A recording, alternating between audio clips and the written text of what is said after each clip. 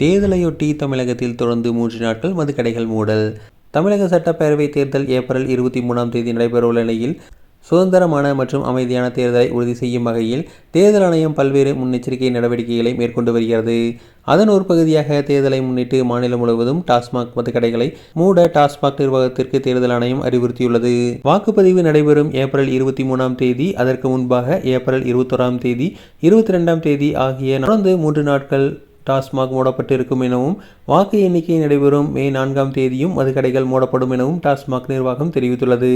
இதுகுறித்து டாஸ்மாக் அதிகாரிகள் பேசும்போது, வாக்குப்பதிவு நாளன்றும் வாக்கு எண்ணிக்கையின் போதும் பிரச்சாரங்கள் ஏற்படாமல் இருக்க அமைதியான சூழல் இருக்க வேண்டும் என்பதால் இந்த கடைகளை மூடப்படுகின்றன என தெரிவித்துள்ளனர். வாக்காளர்களுக்கு மது கொடுத்து வாக்குகளை கவர்வது போன்ற செயல்கள் நடக்க வாய்ப்புள்ளதாக தேர்தல் ஆணையம் வாக்குப்பதிவிற்கு 2 நாளைக்கு முன்பு கடைகளை மூட உத்தரவு பிறப்பிக்கப்பட்டுள்ளது. எனவே வாக்குப்பதிவுக்கு முந்தைய 2 நாட்களும், வாக்குப்பதிவு நாளிலும் தொடர்ந்து 3 நாட்கள் கடை மூடப்பட்டிருக்கும் எனவும் தெரிவிக்கப்பட்டுள்ளது.